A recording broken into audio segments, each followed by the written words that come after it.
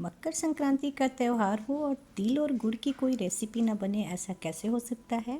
तो hello everyone, मैं हूँ मीनू और आप सभी का स्वागत करती हूँ द रेसिपी रिपोर्ट किचन में। और आज मैं लेकर आई हूँ एक ऐसी रेसिपी जो मकर संक्रांति के लिए बहुत ही स्पेशल होने वाली है।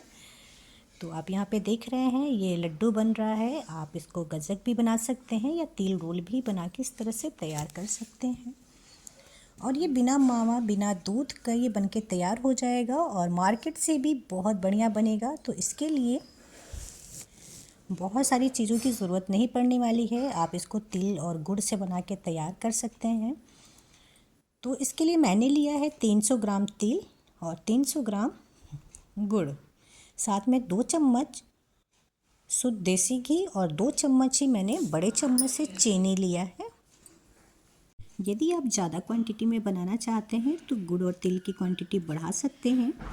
तो यहाँ पे आप देख सकते हैं ये बिल्कुल क्रंची सा गज्जक बन के तैयार हो जाता है। ये मार्केट से भी बहुत ज़्यादा टेस्टी लगता है क्योंकि इसमें किसी भी तरह से कोई मिलावट नहीं है। तिल को इस्तेमाल करने से पहले 2 से 3 पानी धुल लीजिए और इसे अच्छे से सुखा लीजिए। तो यहाँ पे मैंने तिल को 2 से 3 पानी धुल करके अच्छे से सुखा लिया है। ये बहुत ज़्यादा टिपिकल नहीं है, आप अच्छे से इसको धुल सकते हैं और बहुत जल्दी ये सूख भी जाता है। यहाँ पे मैंने मीडियम टू लो फ्लेम पे एक मोटी तले की कढ़ाई रख दिया। तो हाँ, तिल को रोस्ट करने के लिए हमें ध्यान रखना है, गैस का फ्लेम मीडियम टू लो ही रखना है और मोटी तले की कढ़ाई लेनी है जिससे तिल तल्ली से चिपके नहीं और जले नहीं। जलने से ये कड़वा हो जाता है और पूरा सामान बेकार जाता है। यहाँ पर हम लगातार चलाते रहेंगे। जैसे जैसे ये भुनने लग जाता है इसका कलर चेंज होने लग जाता है और तिल की मीठी मीठी खुशबू आने लग जाती है। तो यहाँ पे आप देख रहे हैं तिल का कलर चेंज हो रहा है और एक अच्छी सी खुशबू भी आ रही है। तो इस स्टेप पे मैं गैस के फ्लेम को बंद कर दूंगी और 1 मिनट तक कढ़ाई में इसी तरह से चलाते हुए भून लेंगे क्योंकि कढ़ाई अभी गर्म है। तो यहाँ पे मैंने तिल को फोड़ के देखा तो ये इजीली फूट जा रहा है, तो इट्स मीन्स तिल अच्छे से भून चुका है। अब मैं दूसरे बर्तन में इसको निकाल के ठंडा कर लूँगी।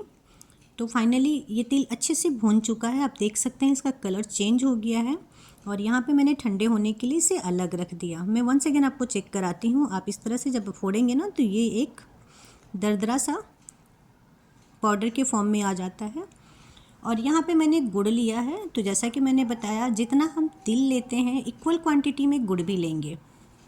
तो यहाँ पे मैंने 300 ग्राम तिल लिया है तो 300 ग्राम ही गुड़ लिया है और इसको इस तरह से मैंने छोटे छोटे टुकड़ों में कट कर लिया। गुड़ को कट कर लेने से बहुत जल्दी मेल्ट हो जाता है और हमारा टाइम और गैस दोनों बचता है, इसलिए हम इसे छोटे छोटे टुकड़ों में कट कर लेंगे। जब तक हम गुड़ को कट कर रहे हैं इस तरह से छोटे टुकड़ों में, तब तक तिल भी फाइनली अच्छे से ठंडा हो चुका है। तो इसे हम मिक्सी के जार में डाल के ग्राइंड कर लेंगे। तिल हमें पीसना है इतना ही जिससे कि ये दरदरा रहे, बिल्कुल फाइन न पीस जाए। तिल को ज़्यादा पीसने से इसमें तेल भी निकल आएगा, इस चीज़ का हमें ध्यान रखना है। तो जैसा हमें चाहिए था ये बिल्कुल वैसा ही ग्रेट हो चुका है। तो हमने इस स्टेप पे कढ़ाई को गर्म किया। हाँ जी, मैं बता दूं आपको कि ये प्रोसेस जो हम तिल को ग्राइंड करते समय करेंगे ना तो वो कुछ सेकंड का ही होना है। यदि आप बहुत देर तक इसको पीस लेंगे तो ये बिल्कुल तेल निकल आएगा। तो फाइनली आप ध्यान रखिएगा कि आपको 2 सेकंड से 3 सेकंड का ही टाइम लेना है और इसको पल्स मोड पे ही ग्राइंड करना है। यहाँ पे मैंने पैन गरम करने के बाद 1 चम्मच घी डाला था, बड़ा चम्मच घी था, और जो मैंने गुड़ कट करके रखा था उसको भी डाल देंगे। गैस का फ्लेम हम लो ही रखेंगे। आप देख सकते हैं गुड़ मेल्ट होना स्टार्ट हो चुका है घी के साथ में। तो ये जले नहीं, इसलिए हमने गैस का फ्लेम लो ही रखना है। 2 बड़े चम्मच मैंने शुगर ऐड किया है। चीनी आप 2 या 3 चम्मच भी ले सकते हैं, लेकिन मैंने 2 ही चम्मच डाला है। और यहाँ पे मैंने आधी छोटी कटोरी पानी ऐड किया है। इस तरह से बराबर चलाते हुए गुड़ को मेल्ट कर लेंगे। जैसे जैसे गुड़ मेल्ट होगा वैसे वैसे इसमें झाग निकलना स्टार्ट हो जाता है। गज्जक, रेवड़ी या रोल बनाते समय गुड़ के पाग पर व गुड़ के सिरप पर प्रॉपर ध्यान रखना बनता है। तो आप यहाँ पे देख रहे हैं ये बबल्स ऊपर उठने लग गए हैं और गुड़ का कलर भी चेंज हो चुका है। तो इसे हम चेक करते हैं। तो इसके लिए मैंने लिया है थोड़ा सा पानी और इसमें इस तरह से गुड़ को डाल देंगे। आप देख रहे हैं गुड़ तल्ली से बैठ चुका है। तो इसे इकट्ठा करके इस तरह से खींचेंगे हम। तो फाइनली जब गुड़ टूटने लग जाएगा इट्स मीन्स ये हो चुका है। लेकिन यहाँ पे मैं देख रही हूँ कि ये अभी हुआ नहीं है, तो मैं इसे 1 से 1.5 मिनट के लिए और अच्छे से पका लूँगी, या कह सकते हैं 1 से 1.5 मिनट में इसको इस तरह से चलाते हुए फिर से पानी में डाल के चेक करूँगी। तो फाइनली इस पर मैंने देखा कि गुड़ प्रॉपर रेडी हो चुका है जैसा हमें चाहिए। आप देख सकते हैं इसमें तार नहीं निकल रहा है, ये टूट रहा है इजीली। तो इस स्टेप पे मैंने गैस का फ्लेम बंद कर दिया और एक यहाँ पे नॉन स्टिकी तवा लिया है। नॉन स्टिकी तवा को मैंने घी से ग्रीस कर लिया और इस पे अब सारे गुड़ को हम निकाल देंगे। यहाँ पे गुड़ बहुत गर्म है, तो हम हाथ से इसको नहीं टच करेंगे, हम स्पून की हेल्प से ही इस तरह से फोल्ड करेंगे। आप देख सकते हैं ये रोटी की तरह दिख रहा है और इस तरह से हम इसको फोल्ड करेंगे एक किनारे से। तो जैसे रोटी सिमटती है ना, ठीक उसी तरह से ये भी सिमट रहा है। और इस तरह से इसका टेम्परेचर थोड़ा कम हो गया है। अब हम चाहें तो इसे हाथों से अच्छे से मिला सकते हैं। आप देख रहे हैं ये बिल्कुल पैन से अलग हो गया है, तो मैं इसको इस तरह से खींच के इसके टेक्सचर और इसके कलर को बिल्कुल चेंज कर दूंगी। तो आप देख सकते हैं इस तरह से हमें लगातार खींचते हुए इस तरह से फोल्ड करते रहना है। ये एक ट्रेडिशनल तरीका है जो कि गजक बनाते समय यूज किया जाता है और इससे आपके गजक बहुत ही ज़्यादा क्रंची और सॉफ्ट बनेंगे। तो इस प्रोसेस को आप ना बिल्कुल पेशेंसफुली करते रहिएगा। जैसे जैसे गुड़ ठंडा होगा ना, वैसे वैसे ये हार्ड होने लग जाएगा और आपको खींचने में दिक्कत आएगी। लेकिन जब तक आप इसे खींच सकते हैं तब तक खींचते रहना है। आप देख रहे हैं मैं इसको लगातार खींच रही हूँ और जैसे जैसे ये खींचेगा ना, इसका कलर और इसका टेक्सचर चेंज होने लग जाएगा। ये एक ट्रेडिशनल तरीका है। इस तरह से आप गजक बनाएंगे तो आपके गजक सॉफ्ट बनेगा और बहुत ही क्रंची भी बनेगा।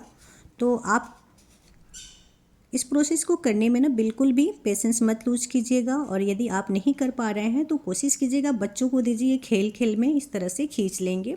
तो गुड़ का टेम्परेचर अब बहुत ही कम हो चुका है और ये थोड़ा हार्ड भी होने लगा है। आप यहाँ पे देख रहे हैं इसको खींचना थोड़ा मुश्किल तो हो रहा है, लेकिन मैं प्रॉपर जब तक इसको खींच सकती हूँ तब तक खींचूंगी ताकि इसका पूरा लोच निकल जाए।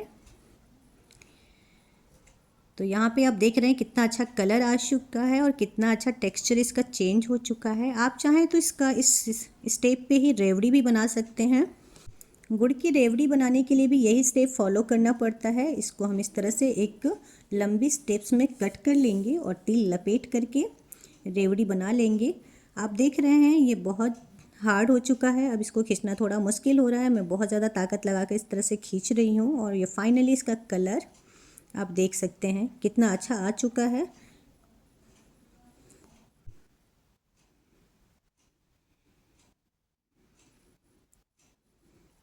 फिर भी मैं लगातार इसको जितना खींच पा रही हूँ उतना खींचने की पूरी कोशिश कर रही हूँ।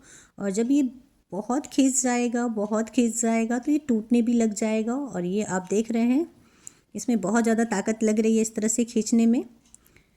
तो बाज़ार से जब हम चीज़ें लेके आते हैं तो हमें पता नहीं चलता इसके पीछे की मेहनत, लेकिन हम घर पे बनाते हैं तो हमें पता चलता है इसके पीछे कितनी मेहनत है। और सबसे बड़ी बात है कि हम अपने बच्चे को हाइजीन खिला रहे हैं, तो इस तरह से एक सेटिस्फेक्शन तो मिलती ही है। इस स्टेप पे मैंने इसको गर्म होने के लिए रख दिया। हल्का सा पैन को गर्म करेंगे, बहुत ज़्यादा गर्म नहीं करना है आपको, एकदम लो फ्लेम पे ही गुड़ को गैस पे रखना है।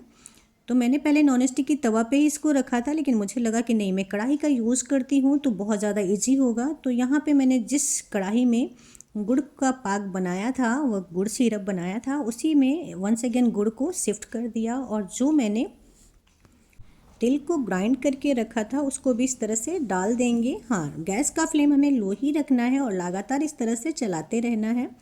जैसे ही गुड़ थोड़ा सा भी टेम्परेचर मिलता है वो मेल्ट होना स्टार्ट हो जाएगा और इस तरह से सारा तिल इस पर चिपक जाने वाला है। तो हमें ये प्रोसेस बहुत ही सावधानी से करना है। तो ये देखिए आप, इसमें जैसे जैसे गुड़ गर्म हो रहा है पूरे तिल को अपने अंदर एब्जॉर्ब कर रहा है और इस तरह से हम लग रहा है कि हम हाथों से इसको जल्दी कर सकते हैं। और ये गुड़ इतना ज़्यादा गर्म नहीं है, लेकिन थोड़ा गर्म हो चुका है। मैंने गैस के फ्लेम को बंद किया और इस तरह से इसको अच्छे से मिला लिया जितना मैं मिला सकती हूँ। फाइनली इसमें सारा गुड़ अच्छे से मिल चुका है। यहाँ पे भी ध्यान रखना है कि हमें गैस का फ्लेम लो ही रखना है और उसके बाद बहुत देर तक हमें गैस पे इसको नहीं रखना है। आप देख रहे हैं ये अच्छे से मेल्ट हो चुका है। इस स्टेप पे मैं इसको गैस के फ्लेम से नीचे उतार के रख दूँगी और मैं सारे तिल को अच्छे से इस तरह से मिला लूँगी। इसका टेम्परेचर इतना ज़्यादा नहीं है जिससे कि हम हाथों से ना टच कर पाएँ। और फाइनली जैसा हमें तिल और गुड़ का डो चाहिए था वैसा ये बनके रेडी हो चुका है। इस स्टेप पे मैं इसको इस तरह से मसल लूँगी और जैसा आप शेप देना चाहते हैं उसके अकॉर्डिंग आप इसको बना सकते हैं। तो मैंने यहाँ पे इसको लड्डू का शेप दिया है और इस तरह से गोल गोल इस तरह से मैं लड्डू के शेप में दे दूँगी। और कुछ ड्राई तिल मैंने अलग रखा हुआ है जिसको मैंने क्रश नहीं किया है, मिक्सी के जार में डाल के ग्राइंड नहीं किया है, वो साबुत ही है। तो इसको इस तरह से लड्डू बना के मैं उसमें लपेट लूँगी और कुछ एक जब दाने इससे चिपक जाएंगे ना तो ये बहुत सुंदर लगता है देखने में और खाने में तो खैर क्या ही कहना।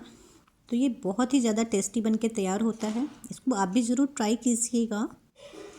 तो देखिए इस तरह से मैं इसको रोस्ट किए हुए तिल में इस तरह से लपेट लूँगी जिससे ये चिपक जाएगा। बीच बीच में एक एक तिल इस तरह से दिखाई देगा तो बहुत ज़्यादा सुंदर लगने वाला है।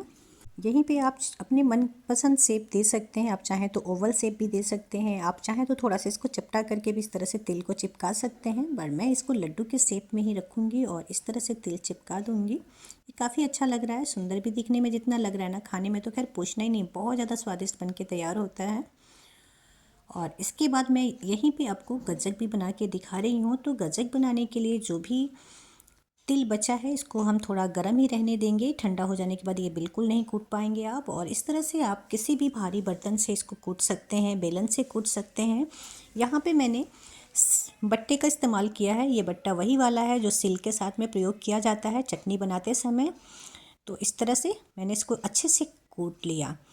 हाँ, मैंने यहाँ पे स्लेब पे ही कूटा है क्योंकि स्लेब को भी मैंने हल्का सा घी से ग्रीस कर दिया था। और ये आप देख रहे हैं अभी ठंडा हो गया, इसको कूटने में दिक्कत आ रही है तो कोई ना, मैं इसको बराबर से कूट चुकी हूँ जितना मुझे थिकनेस चाहिए था।